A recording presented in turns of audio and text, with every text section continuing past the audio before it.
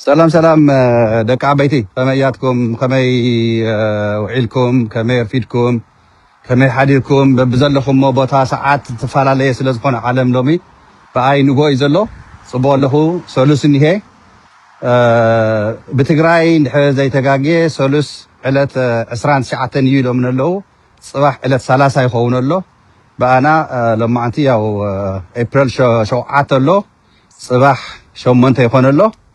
ازيله مقدم سلامتاي من كلكم يصحهم ابصح لي سلامتانا كلكم ولا انتم عاوص زول زلو زعغرغر زلو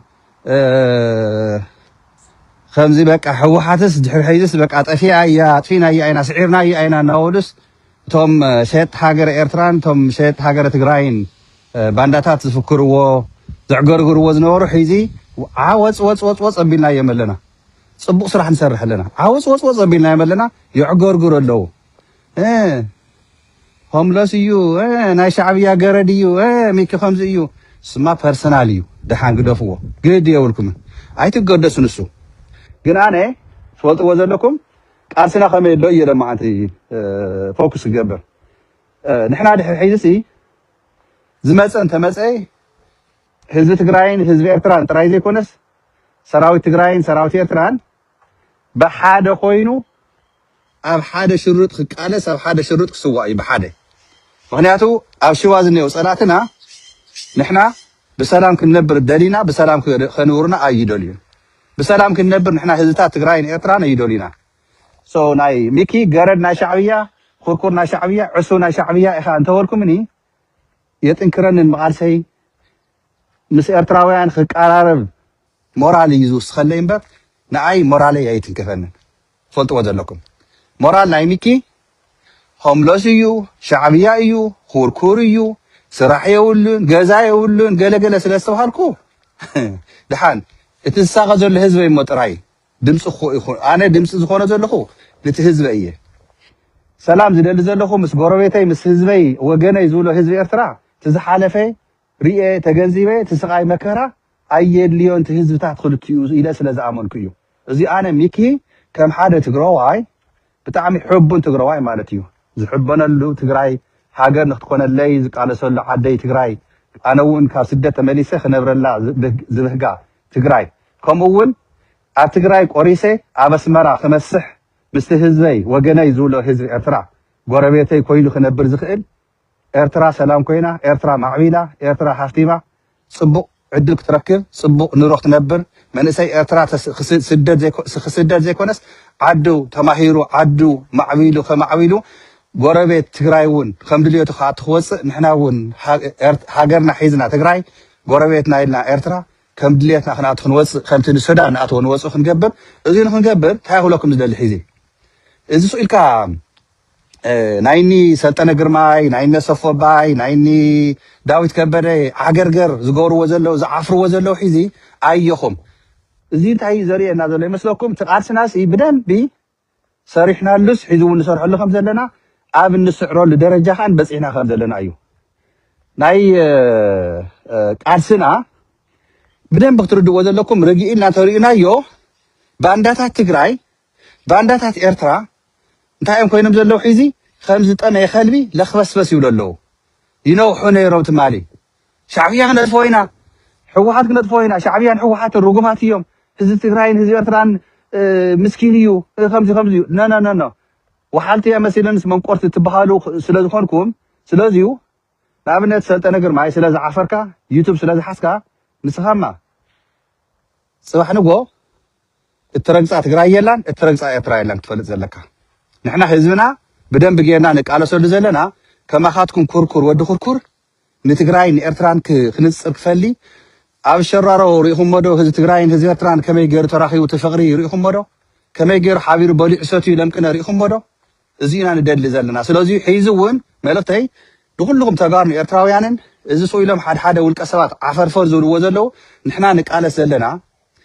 أو قلنا من قصنا أو قلنا سراويتنا كم هون بتعمي أنا بتعمي زقالة سول زلخو أو قون خوينه أو جنبار خوينه ودبي هزاوي ويانا حرنا تجراي زوج مجلس لما عنتي بإنجليزي يخم يخم كاب بومبر حوحات زوج الله እዙይ ለ ናብቲ ቀንዲ ዕላማይ ከኣቱ እዙይ እቲ ናይ ሓደ መልሲ ዘይተወሉ ገለገለ ትውል ብውሽጢ እውን ንንሰልጠነ ግርማይሲ ኣቕሓ ቆፂሮ እዮም ከይመስለኩም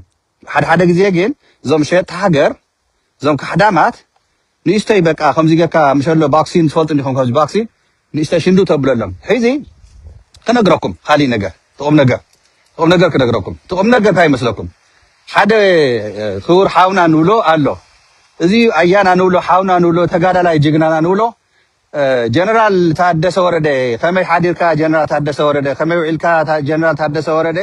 ኣታት ሃገር ትብላ ዘለካ ታራይ ሽዋ ተም ሸዋውያንስ ኣየም መስተዮምካ ኣየም ብልዑምካ ዝረኸብካዮ ጥራ ስጋ ኸ ከመይ ነይሩ ትማሊ ሎማዓንቲ እንታይ ትገብር ኣለካ ውስኪ ደወሲፍካልስ እንታይ እዩ ናይ ሓተላ ጉዳይ ጌታቸው ረዳ ከመይ ረኺብካዮ ኣብርሃም በላይ ከመይ ረኺብካዮ ክንደይ ደቂ ኣንስትዮ ኣዘጋጅዮምልካ ፀኒሖም ኣብቲ ዝኣተኻዮ ጀነራል ታደሰ ወረደ ናይ ብሓቂ ድዩ ንትግራይ ክሒድካ ሒዝኸ ንስኻስ ዝኩሉ ተስፋ ዝገበርናልካሲ ናይ ብሓቂ ድዩ ትግራይ ክሒድካ እያ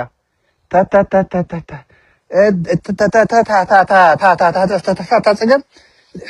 ሒዘ ክንፈልጣ ዘለና ንሕና ትፈልጥዋ ዘለኩም እንታይ ይመስለኩም أنا حيدي دا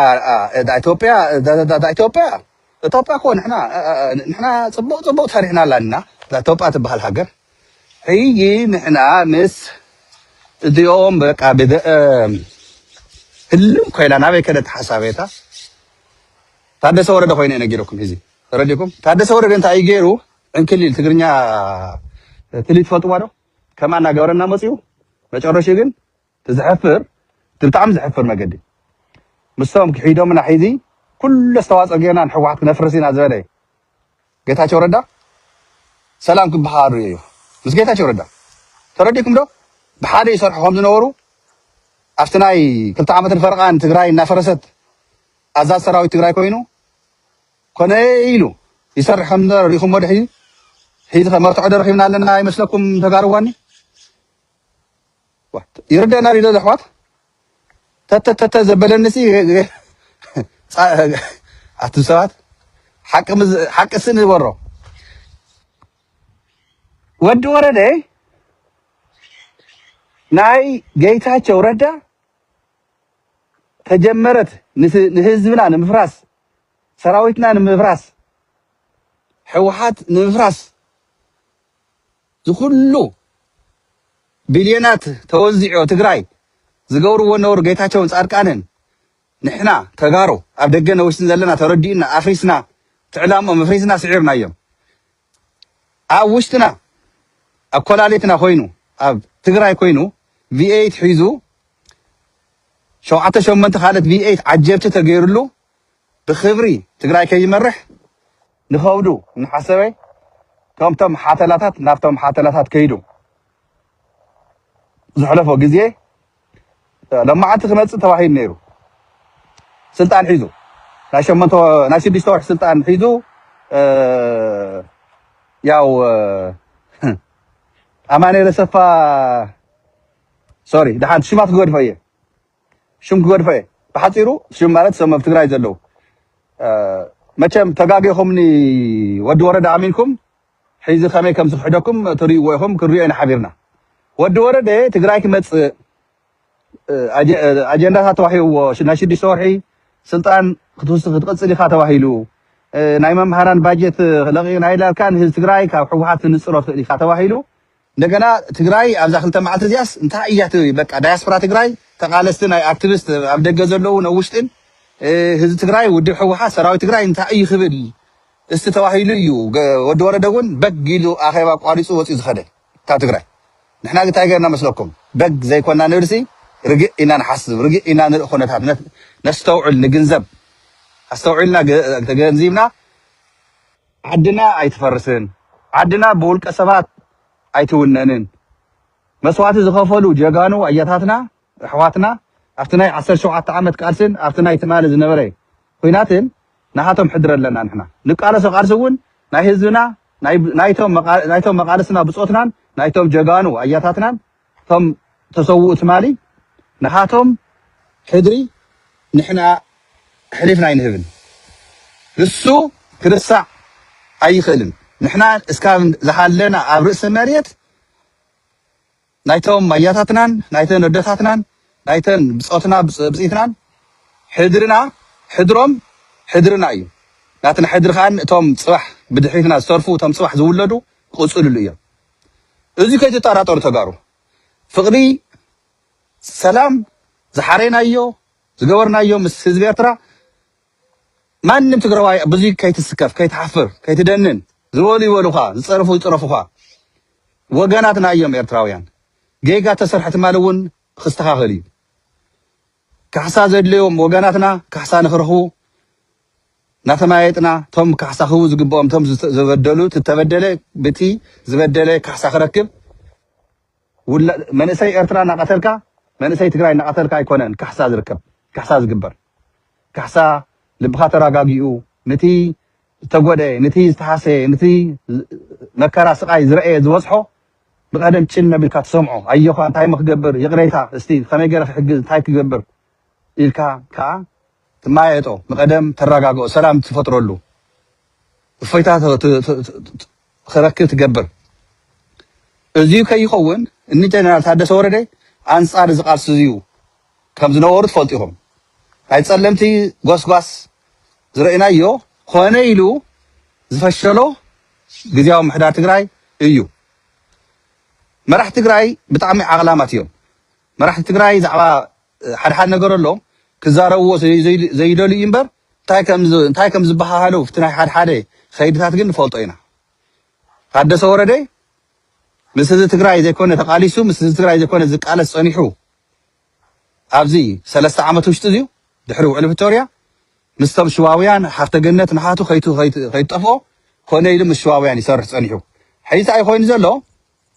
ለማዓንቲ ክመፅእ ተባሂሉ ነበረ ኣብይ ኣሕመድ ዓሊ ናይ ኦሮሞማ ናይ ኦሮሞ እሊት ሕወሓት መግለፂ እስካብ ትህብ ዓሪፍካ ተቐመጥ ኢልዎ ረኢኹም ኣብይ ኣሕመድ ንፃድቃን ንጌታቸው ማሪኹ ሒዚ ከዓ ነየይ ንጀነራል ታደሰ ወረደ ሙሉእ ክማርኾ ድዮ ይማርኾ ንሃትኩም ርእቶ ክገድፎ እየ ጀነራል ታደሰ ወረደ ተማሪኽካ ስረኻ ፈቲሕካ ኣብ ሽዋ ከፊልካ እንተቐሪኻ ግን ካብዚ ንላዕሊ ድሕሪ ሒዚ ውርደት ካልእ የለን ኢለ ይኣምን ስለዚዩ ጀነራል ታደሰ ወረደ ስረኻ ይትፍታሕ ጀነራል ታደሰ ወረደ ንሽዋውያን ኣይትንበርከኽ ነቶም ንትግራይ ንኤርትራን ክነጥፋ ኢና ባሕሪ እንደልዮ ኢና ወርቂ ናይ ትግራይ ሰፋየር ናይ ትግራይ ሃፍተ ገነት ናይ ትግራይ ንደልዮ ኢና ኢሎም ተመካሕቲ ሽዋውያን ፀላእቲ ህዝቢ ትግራይን ፀላእቲ ህዝቢ ኤርትራን እዚዩ እቲ ህዝቢ ናይ ኦሮሞ ይኮነ ዘለኹ እቶም ኢሊት ናይ ኦሮሞማ እቶም ኢሊት ናይ ብልፅግና ኦሮሞ ከጥፎና ተበጊሶም ዘለው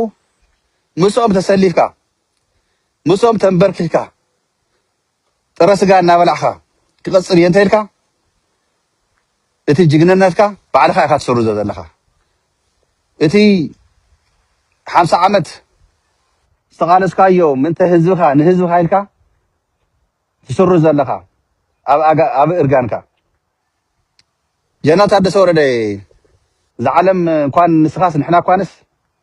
እንታይ ኣለታ ትቐርየና ሂወት እሲ ንምንታይ ንትግራይ ዘይንውፍያ ንምንታይ ንታደና ዘይንዕንግላ ንምንታይ ነቶም ተጋሩ ጀጋንና ነቶም መናእሰይ ደቂ 20 ደቂ 25 ትግራይ ትስዕር እናበሉ ተሰው ትማሊ ንምንታይ ናቶም ሕድሪ ንዕብር ንሕና ጀነራል ታደሰ ወረደ ግደፍ ኣይትጋገ ንዓ ተመለስ ናብ ትግራይ ብስነ ስርዓት ፅራሕ ስልጣንካ ርክብ ንህዝብካ ንሰራዊትካ ንውድብ ህዝባዊ ወያነ ሓርነት ትግራይ ብስነ ስርዓት በግባብ ንዓ ተመለስ ንዓ ብስነ ስርዓት ስልጣንካ አውቂዑ ኣሎ ስልጣንካ አውቂዑ ናብ ሰራዊት ኣቲኻ ስራሕ ቃልስና ኣይተዛዘመን ህዝቢ ትግራይ ሒዙውን ሰላሕታዊ ጀነሳይድ ይካየደሉ ኣሎ ብቶም ሽዋውያን ዝረአናካ ብቶም ካሕዳማት ዝረአናካ ምስኒ ሓተላ ጌታቸው ረዳ ኮይንካ ኢድ ብኢድ ሰላም እናተባሃልካ ምስኒ ብርሃን ጁላ ክትረአ ተለኻ ግን ካብዚ ንላዕሊ ውርደት ካብዚ ንላዕሊ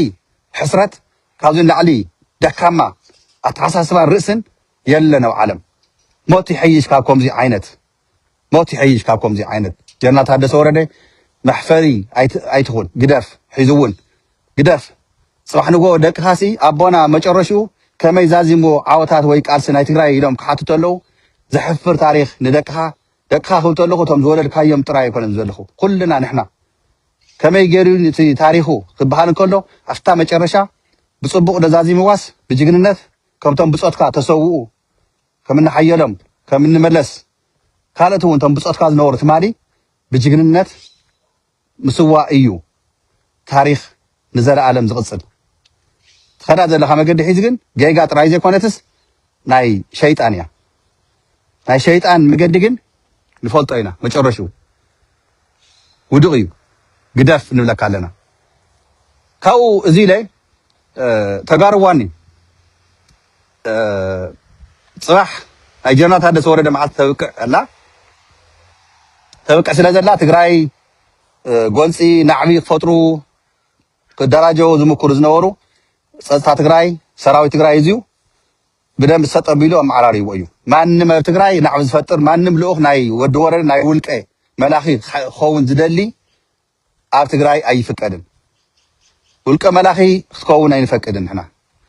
حقين دمنا لنا سرعة لنا بوت خطينا أنا نكالس صلاتنا ون بزينا علمون بزي زفترنا زمس أنت مثلا إحنا عادنا كابيتم تولد باي ذا وين إحنا بتولدي أيكوننا نحسب إحنا نحسوه لبخا تحساسبخا رأسخا زعما تግራይ ዲዩስ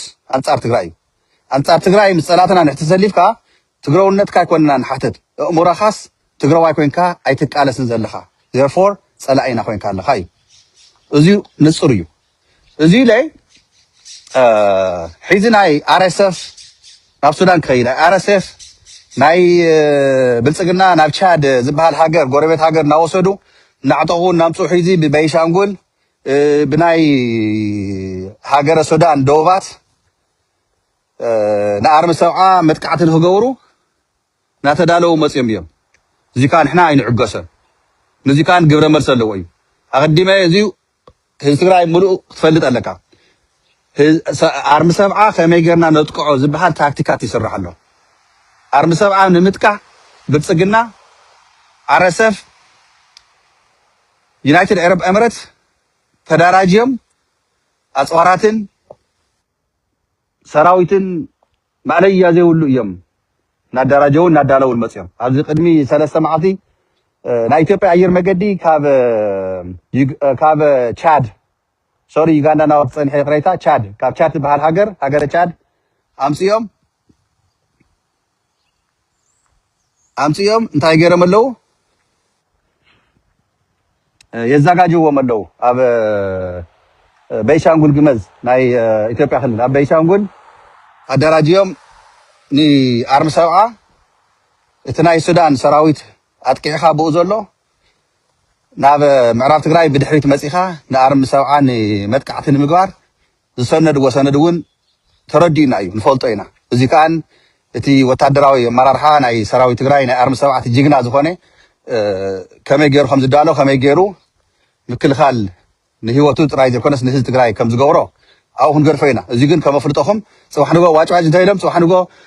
አርምሰባ ከምዚ ገራትና አያ ሱዳን ከምዚ ገራትና አያ ዝበሃል ብኽያት እንተመጽዩ እዚ ንሕና ተጠያቅነት ምከውን ንኽእልና ብልጽግና ዝሰርሖ ዘሎ ሽርሕን ተንኮልን ክንነብር ካለየ ኢና ንሕና ንቃለሶ ዘለና ቃልስና ንክንነብር እዩ ስለዚ እዚኣ ግልጽ ገርዋ ግልጽ ኮይናላ ተረዲኣትና ራዲና ኣለና ኣይኮነን ጽቡቕ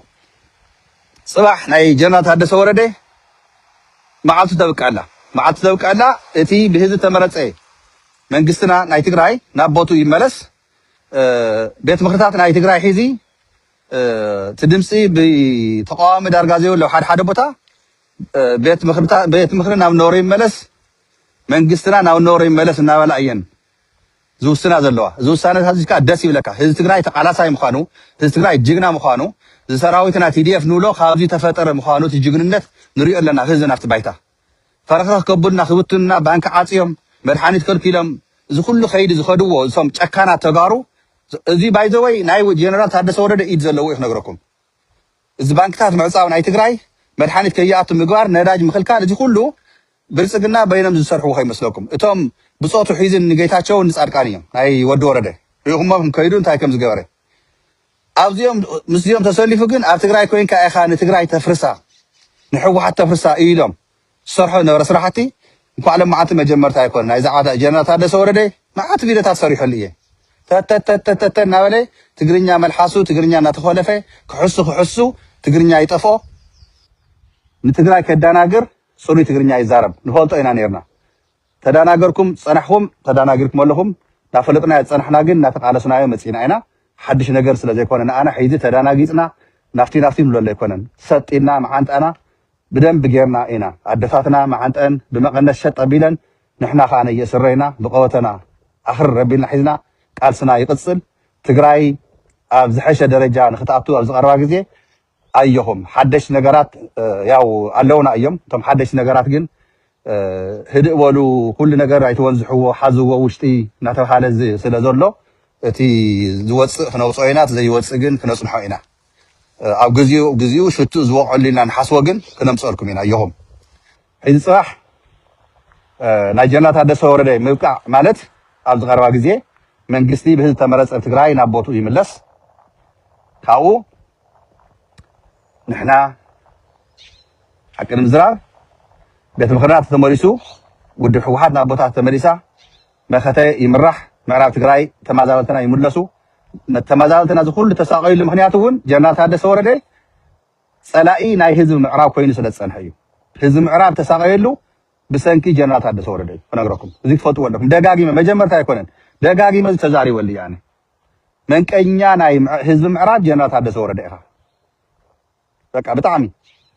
ህዝቢ ምዕራብ እዚ ይፈልጥ እዩ ምስኪን ስለ ዝኾነ ለባም ስለ ዝኾነ የዋህ ስለ ዝኾነ ግን ከምዚ ኣነ ብግልጽ ዝዛረቦ ዘለኹ ኣምሪሮ ይዛረብ እንት ህዝቢ የዋህ እንድዩ ስለዚ ንሕና እውን ድምፂ ክንኮኖ ኩሉ ግዜ ኣለና ኢለ ዝኣምን ርእይቶ ኣይኮነን እዚ ሓቂ እዩ 8 ሰዓት ኣብ ቢሮ መፅኦም መቐለ ተሳውሲኩም እቶም ተመዛበልቲ መቐለ ዘለዉ ምርኩስ ዝሓዙ ምርኩስ ሒዞም ክልምልዎ ተለዉ ክነዛረበካ ኢሎም ኣይዛረበኩም እዚ ኣነ ኣብ ደደቢት ሚድያ ደጋጊመ ቅድሚ ሕዚ ተዛሪበሉ እየ ናብ ማይጨው ግን 4-5 ግዜ ተመላሊሱ ከይዱ ንሓደ ሰብ ክብል ነቲ ሽፍታ ሃፍቲ ኪሮስ ዝበሃል ሽፍታ ከቀባጥርን ክልምንን ርኢናዮ ኢና ሽዑ ግን ወቂሰ ደጋጊመ ተስታውስ ትኾንኩም ደጋጊመ ናይ መጨረሻ መንቀኛ ናይ ህዝቢ ምዕራብ ጀነራል ታደሰ ወረደ ከም ዝነበረ ሽዑት ሒዘ እየ ተዛሪበ ሓድሽ ኣይኮነን ሒዘ ዝዛረበኩም ዘለኹ ዝፀንሐ እዩ ፀላኢ ህዝቢ ምዕራብ ኮይኑ ዝፀንሐ ታደሰ ወረደ ጨካን ምዃኑ ናይ መጨረሻ ደጋጊመ ኣነ ዝኮርዐሉ ዳርጋ 7-8 ወርሒ ገይረሎ እዚ ነገር እዚ ኣነ ካብ ዝብሎ ሓድሽ ነገር ኣይኮነን ዘይሰማዕኹሞ ግን ኣብ ዩቱብ ደደቢት ኣትኩም ትረኽብዎ ትኽእሉ ኢኹም ከመይ ገይሩ ንህዝቢ ምዕራብ እናሳቀዮ ከም ዝነበረን ከም ዘሎን እናተዛረቡ ኩሉ መፅየ ህዝቢ ምዕራብ ናብ ዓዲ ተመለሰሉ ንሕና ሰራዊት ብቕዓት ዘለዎን ይሄና ናይ ዓቕሚ ጉዳይ ኣይኮነ ዓቕሚ ኢና ይንፈልጥን ዓቕሚ እናሃለወና ዓቕሚ የብልና እናበለ ሰራዊትና ንክፈርስ ብዲዲአር ናይ ንጌታቸው ጻድቃን ኤክስቴንሽን ኮይኑ ዝፀንሐ ፅባሕ ተብቃዕላ ስልጣኑ ቻው ቻው ቻው ይናዮ ኣለና ስለዚ ፅባሕ መፅኡ ክዕገግር እንተሪእናዮ ግን ኣብ ትግራይ መፅኡ ናሃቱ ዓጀብቲ ሒዙ ተኽስዶ ገለዶ ፈኻራዶ ናሃቱ ፒአር ብናይ ዳዊት ከበደ ወዲ ደርጊ ኣይሰርሕን እዩ ህዝብና ኣብ ትግራይ ነቂሕናልካ ኢና ታደሰ ወረደ ሓተዳ ኮይንካ ከይተርፍ ግን ስነ ስርዓት ጌርካ ናብ ብፆትካ ሒዙ እውን ተመሊስካ የቕረይታ ነቲ ዳዊት ከበደ ወዲ ደርጊ ዝሃብካዮ ቅድሚ ሕዚ መልእኽቲ ፈኸራ እምበር ንስኻሲ ዓጀብቲ ሒዝካ ኣብ መቐለ ኩናት ኣይትኸፍትን ኣይንፈቅድን እቶም ዓጀብትኻ እውን ናብ ብፆቶም ኣይትኩሱን ባይዘወይ ስርዓትን ሕግን ኣሎ ስርዓትን ሕግን ስለ ዘሎ እንዲያው ካብ መቐለ ክወፅእ እንተሎ ኣንቱም ዓጀብቲ ዝሰራሕሞ ጌጋ ናበይ ኢኻ ትኸድ ዘለኻ ኢልኩም ክእሰር እዩ ዝግብኦ ነይሩ ጀነራል ታደሰ ወረደ ክእሰር እዩ ዝግብኦ ነይሩ ናብ ሸዋ ሓዲምካ ምኻድ ዘይኮነ ናብ ሸዋ ፋኒኻ ምስዳድ ዘይኮነሲ ናበይ ትኸድ ኣለኻ ንመን ኣፍቂድካ ምስ መን ተማየጥካ ምስ መን ወዲእኻ እዮ ኢልኩም ኣብቲ ከየላ ጠጠው ክብል ክእሰር ይግብኦ ነይሩ ዋ ገበናት ዝሰርሑ ንትግራይ ዝኽሓዱ መራሕቲ ይኹኑ ኣይኹኑ ብዘየግድስ ኣብ መጨረሹ ናብ ሸዋ ኣብ መጨረሹ ናብ ፀላእትና ናብ ፋናኻ ምስዳድ ግን ተተሓስብሉ ተዝመዓራረ እዚዩ ኣነ ኣብዚኣ ርእይቶ እየ ዝብል ዘለኹ ናተይ ከምኡ ድየ ከምኡን ነቶም ሰሞያ ነቶም ዝምልከቶም ኣካል ክገድፎ እየ ዝሮ ግን ዓለም ሙሉእ ዘለኹም ተጋሩ ቃልስና ጠንካራ ኮይኑ ዝመፅእ ዘሎ ሒዚ ንሕና ሱዳን ኤርትራ ካልኦት ሃገራት እውን ኣብ ጎንና ከም ዘለዋ ብሓደ ምሳና ተሰሊፉ ዘሎ ሃገራትን ክልላትን ኣብ ፅቡቅ ኩነታት ስለ ዘለና መጨረሻ እዚኣ ክብለኩም ነዳጅ ከኣቱ እዩ ካብ ዩናይትድ አረብ ኤምሬት ተዋሂሉ ኣሎ ነዳጅ ኣብ ጅቡቲ በፂሑ ኣሎ ኢሎምና 3 ሰሙን እዩ ገለታት ዝወሰደ ማለት ተሆርሙዝ ዝበሃል ቦታ ተዓፅዩ እንዳሃለወሲ ወዮ ኢራን ምስ ኤምሬት ሰርሕ ኣለካ ኢላ ዓፅያቶ እያ ብልፅግና ሒዚ ከምቲ ኣነ ተረዲኡኒ ዘሎ ኢንፎርሜሽን ካብ ኣብይ ኣሕመድ ዝመፅእ معنا انفورميشن ناي سلطنة جرماين ناي داويت كبدون ناي صفا عباين يزرعن كم زياتهم زمسلو ديوم كيدوم تي نداج تسعين بزياتهم زمسلو يمن الوقت قالت بمتى زمسلو بعد تسعين زمسلو بفرس تسعين زمسلو بجيمة تسعين زمسلو بمتى تسعين زمسلو تبحرس توم دو توم جمالات توم أفراس سعينهم زمسو وزلو تنداج كوكو توم سلسة شمس وأخذ موجودين نسلطنة جرماي ديم زخوكوهم زلو توم دو تسعينهم نداج نفتحهم في إثيوبيا يلا هذا بحال نجار يلا نداج يمسألو مسألة ناو جيبوتي ناو إثيوبيا خمس يتزرحاله سي حصاد يخلط مركباتين لو تحاله حصاد زي اللي نجاري زي اللي نجاريو سلازيو هزو إثيوبيا وين تواريد كاب علىها تواريد كاب إثيوبيا يوغوسلافيا خم تخون صباح ميكي تاغرتو ليهم فريسا يا إثيوبيا دحر عيزي إثيوبيا تورزو لهم سي عبيد الله إثيوبيا فريسا تودي أبقى تشاو نحن عندنا دحر عيزي حاجر تግራይ عندنا تግራይ عندنا لتنا حاجر ክንገብር አይና ኣብ ጎና ዘሎ ህዝቢ ኤርትራ ህዝቢ ሱዳን ቀጽሉሉ ይغን ብጣዕሚ ነኽብረኩም ንፈትወኩም ቀጽሉሉ ቃልስዎም ቀጽሉሉ ስለዚህ ንሕና እዚሁ ወዲ ወረደ ጽባሕ እንተ መጽኢን ትግራይ እቲ ዝብለና ንሰምዖ ጽባሕ ግን ምስ መሰየት ምስ ጸልመተት ታማዓልተ በቃላ ስልጣን አውቂያሎ ታሪኻዊ ስሕተት ካብ ዝሰርሕ ግን ሒዙውን ተይጸልመተ እንሓለወይ ገስጊስካ ነዓ ዓድኻ ትሕሸካ ንብፀትካ ምኽሓድ ንትግራይ ምኽሓድ መጨረሻው ኻነየ ውርደት ምዃኑ ፍሉጥ እዩ ስለዚህ ትግራይ ከም ትስዕር ምዃንና ቃልስና ኣብ መስመር ከም ዘሎ ንሕና ንሰርሖ ዘለና ስራሕትካ ትክክል ምዃኑ ከይትጠራጠሩ በብዘለኹም ሰላም ኩንለይ ቃልስና ንቐጽል ኣየኹም ክንስዕር ኢና ኩነታት ኣብ ትግራይ ሒዝ ተረጋጊኡ ዘሎ ኣየኹም ከምቲ ዋጭዋጭ ዝብልዎ ዘለው ጸላእትና ከይመስለኩም ብስለት ዘለዎ ርጋት ዘለዎ መሪሕነት ኣለና ጅግና ዝኾነ ሰራዊት እንሄና ጅግና ዝኾነ ህዝቢ እንሄና እዚ ሒዝና ዋላ ሓንቲ ክንወጽ ኢና ሓቢርና ዝፈተናታት ዝስቃይ መከራ እዚ ክንወጽ ኢና ኣብ ቀረባ ግዜ ናብ ምዕራብ ክንኣትዩና ምዕራብ ህዝቢ ክምለስ ኢና ውዓዱ ቃልሲ ሒዝ ንርር ኢላ ዘላ ኣየኹም ቀጽሉ ተቃለሱ ኣዮና ናብ ስራሕ ስለ ዝምለስ ዘለኹ እንዳጋጣሚ እየምበር ካሊእ መረፍታት እውን መሕለፍኩልኩም ነይረ ነገር ግን ናይ ውልቀ ምሽምቃቕን ከምዚ ይበሉ ከምዚ ገበሩ ዝበሃል ነገር ግን ብዙሕ ተኣሽሞ ይትሃውሉ ዋጋ ይትሃውሉ ምክንያቱ ቃልስና ቅጽል እዩ ጠጠው ዝብል ቃልሲ የለን ቃልሲ ኻነየ ሓቢርካ ክትቃለስ ይሙቆ ከም ተጋሩ ንፈልጦ ኢና እዚ ብደንብ ጌርና እቶም ጸላእትና ቀኒስና ፈተውትና ኣብዚሕና ሒዚ ንቃለሶ ቃልሲ